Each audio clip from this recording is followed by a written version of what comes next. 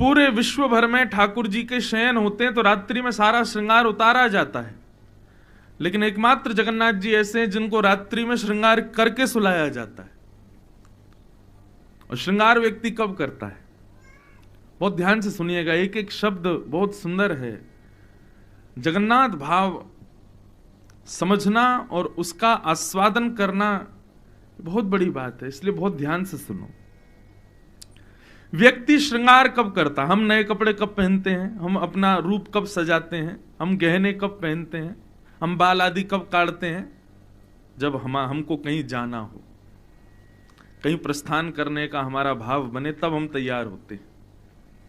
कोई विशिष्ट ओकेजन पर कहीं हमको उपलब्ध होना है तो हम अपना श्रृंगार करते हैं। श्री जगन्नाथ जी का श्रृंगार रात्रि में होता है। एक तो श्रृंगार सुबह होता ही है, बाकी जगन्नाथ जी रात्रि प्रसाद लेने के बाद जब शयन के लिए तैयारी होती है तो श्री जगन्नाथ जी का श्रृंगार होता है और पुष्पों का श्रृंगार होता है।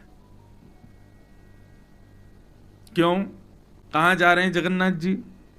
बोले श्री जगन्नाथ महाप्रभु रात्रि में पुरुषोत्तम क्षेत्र से श्री वृंदावन चले जाते हैं और वृंदावन जाकर के वहीं विहार करते हैं। इसलिए यहाँ की सब सहचरियां, यहाँ के सब सखा, यहाँ के सब पुजारी पंडा सब जगन्नाथ जी को तैयार करते हैं। क्यों? रात्रि रास विहार के लिए श्रीधाम वृंदावन प्रस्थान कर रहे हैं श्री जगन्नाथ जी, इसलिए उनका श्रृंगार किया जाता है। और कल जब हम गए थे दर्शन करने के लिए, तब श्री जगन्नाथ जी को अंग पर गीत गोविंद अंकित वस्त्र धारण कराया जाता है। गीत गोविंद ठाकुर जी को इतना प्रिय है, श्री नाभा गोस्वामी जी महाराज भक्तमाल जी में वर्णन करते हैं, ता सुनवे राधा रमण अवस पधारे। श्री जगन्नाथ जी को गीत गोविंद बहुत प्रिय है। जयदेव महाप्रभु ने, अच्छा गीत गोविंद प्रिय है इसका मतलब क्या है? लोग गीत गोविंद प्रिय है, जब से ये बात पता चली तब से सब लोग गीत गोविंद गाते हैं, जगन्नाथ जी के सामने गीत गोविंद ही सुनाते हैं। पर मेरा मन ऐसा कहता है, गीत गोविंद जयदेव महाप्रभु ने अपने हृदय का भाव गाया, इसलिए ठाकुर जी को प्रिय लगा। हम भी जाएं अपने हृदय का कोई भाव गाएं, अपने हृदय। हमारे ब्रज में कहते हैं ना, रसिक प्रीतम हित चित की बातें, रसिकों की, प्रीतमों की और अपने चित्त की बातें श्री गिरधारी जी सो कहिए तलैटी गोवर्धन की रही है। अपने हृदय के भाव प्रस्तुत करो, जगन्नाथ जी को बहुत प्रिय हैं। चलो जयदेव महाप्रभु तो 1000 वर्ष पहले हुए, लेकिन कुछ वर्षों पहले ही हमारे पृथ्वी पर गीता प्रेस को जिन्होंने ऊंची ऊंचाइयों पर पहुंचाया, हर घर में ग्रंथ पहुंचवाए, ऐसे परम पूजनीय भगवत निष्ठ श्री हनुमान प्रसाद पोद्दार जी भाई जी, उन्होंने 16 गीत लिखे, 16 गीत। आप कभी उस गीत को, मेरा अगर अवसर होगा तो मैं एक दिन गाऊंगा यहां पर। 16 गीत हैं और वो गीत कैसे हैं? एक गीत में किशोरी जी ठाकुर जी की प्रशंसा कर रही हैं, फिर दूसरे गीत में ठाकुर जी किशोरी जी की प्रशंसा कर रहे हैं। इस प्रकार 16 गीत लिखे श्री हनुमान प्रसाद पोद्दार जी ने 100 वर्ष पहले, 100 वर्ष भी नहीं हुए होंगे। तो 16 गीत जब लिखे, बहुत ध्यान से सुनना, तो 16 गीत इतने भाए उस काल के सब वैष्णवों को,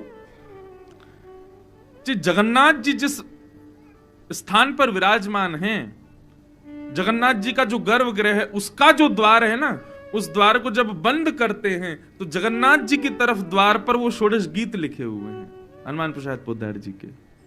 मतलब सब पुजारी वैष्णव सब मंदिर बंद करके जाते हैं, जैसे ही किवाड़ लगाते हैं रात भर ठाकुर जी 16 गीत पढ़ते रहते हैं। किशोरी जी के जो भाव हैं ठाकुर जी के प्रति, ठाकुर जी उन्हीं को ही देखते रहते हैं और उन्हीं में ही आनंदित रहते हैं। एक बार किसी वैष्णव पुजारी ने कहा, बोले भैया देखो ये जो भक्ति भाव है, ये कोई प्रामाणिक शास्त्रीय बात तो है नहीं, एक वैष्णव के हृदय का भाव है। और ये जगन्नाथ जी के मंदिर में क्यों लिखा हुआ है? किसी वैष्णव ने, किसी पुजारी ने मन बनाया, बोले इसको हटाओ यहां से। तो जैसे ही हटाने के लिए प्रावधान करवाया तो जगन्नाथ जी उनके स्वप्न में प्रकट हो गए और रोने लगे। और रोते रोते बोले, पुजारी जी, वो जो हमारे गर्भगृह के द्वार पर जो 16 गीत लिखे हैं ना, उनको मत हटवाओ, वो मेरे प्राण हैं, मैं रात भर उन्हीं का चिंतन करता हूं।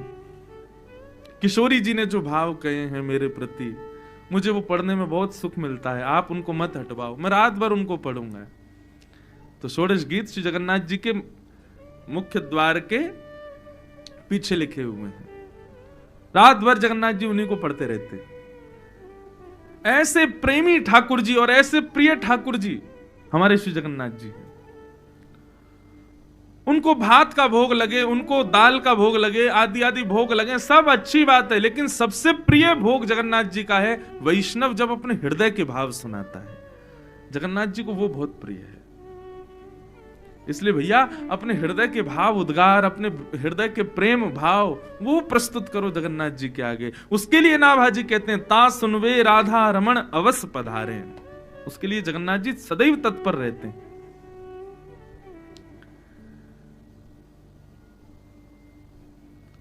जगन्नाथ जी के श्रृंगार में बड़ा वैचित्र है। पुष्पों का श्रृंगार इस भाव से होता है कि जगन्नाथ जी रास विहार के लिए वृंदावन जाएंगे रात्रि में, लेकिन पुष्पों के श्रृंगार के भीतर कल जब हम दर्शन करने गए थे उस समय जो जो वैष्णव थे मंदिर में, कौन कौन थे? हाथ ऊपर करो। सवई थे क्या? मुझे तो 2-3 ही दिखे थे, उस समय सब थे। आप लोगों ने गौर से देखा जगन्नाथ जी को? लाल कलर का वस्त्र, रेशमी वस्त्र ठाकुर जी को धराया जा रहा था और उस वस्त्र पर गीत गोविंद लिखा था। हमने पूछा, भैया ये गीत गोविंद का वस्त्र क्यों पहनते हैं ठाकुर जी?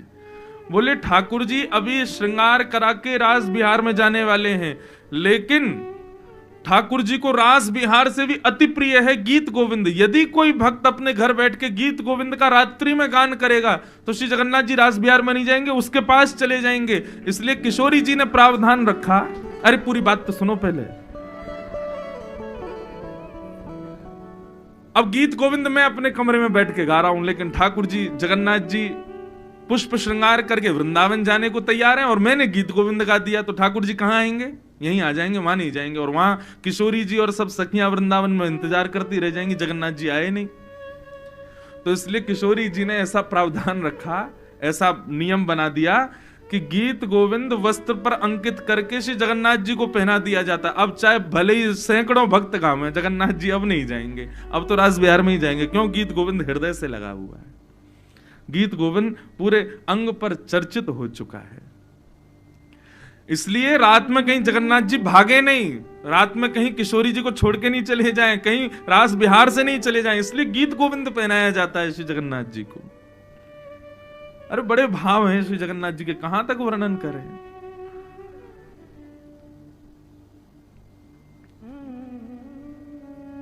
सब्जी बेचने वाला,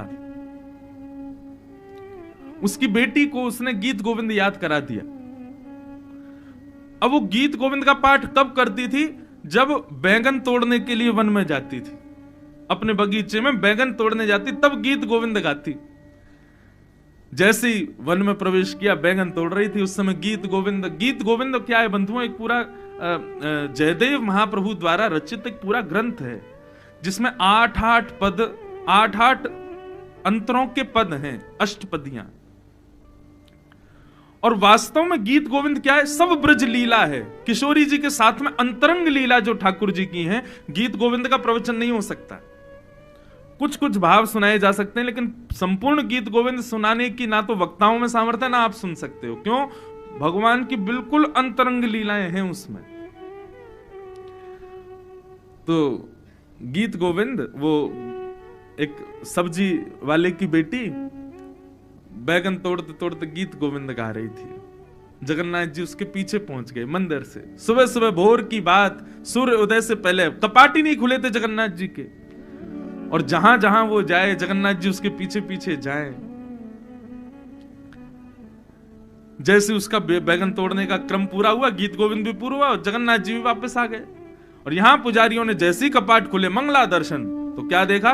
जगन्नाथ जी के सबरे वस्त्र जो हैं फटे पड़े हैं, यहां से आंख वाँख सब छिली पड़ी हैं, जगन्नाथ जी के कांटे कूटे लगे हुए हैं पूरे अंग पर। सब देख करके पुजारी तो ये क्या हो गया, ये क्या हो गया, सब लोग प्रणाम करने लगे, हे जगन्नाथ भगवान ये क्या हुआ, कौन घुस गया मंदिर में, किसने ऐसे इस प्रकार से जगन्नाथ जी को कष्ट दिया। तब यहां के जो राजा हैं उनको तो संकेत करते हैं ना जगन्नाथ जी, आज भी कुछ भी होना हो, राजा से जाकर के श्री जगन्नाथ जी स्वयं राजा को संकेत करते हैं कि ऐसा नहीं ऐसा करो, ऐसा नहीं वैसा करो। सब पुजारियों ने जाके राजा से कहा, बोले आज जगन्नाथ जी के वस्त्र फटे हुए, उनके संग सब अंग प्रत्यंग छिले हुए, क्या हुआ, आप प्रार्थना करो ना जगन्नाथ जी से।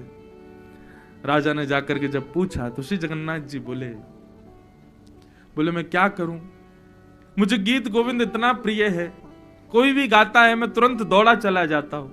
एक जगन्नाथपुरी का एक फल बेचने वाला है, उसकी बेटी वन में बैठ करके बैंगन तोड़ते तोड़ते गीत गोविंद गा रही थी, मुझसे रुका नहीं गया। ये बलदाऊ सुभद्रा तो खूब रोक रहे थे मुझको, लेकिन मैं दौड़ के पहुंच ही गया।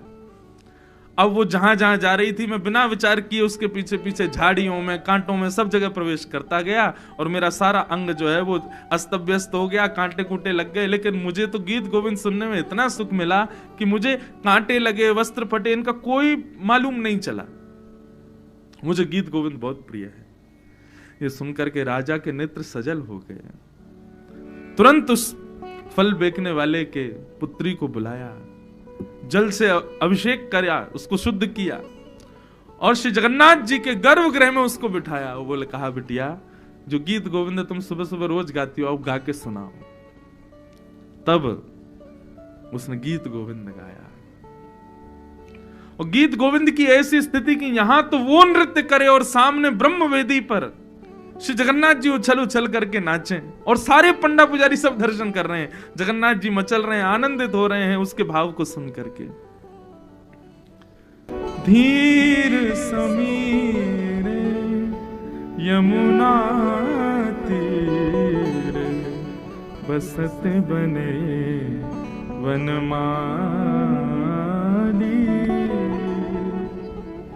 पतति पतत्रे विचलते पत्रे शंकित भवदुपयानम्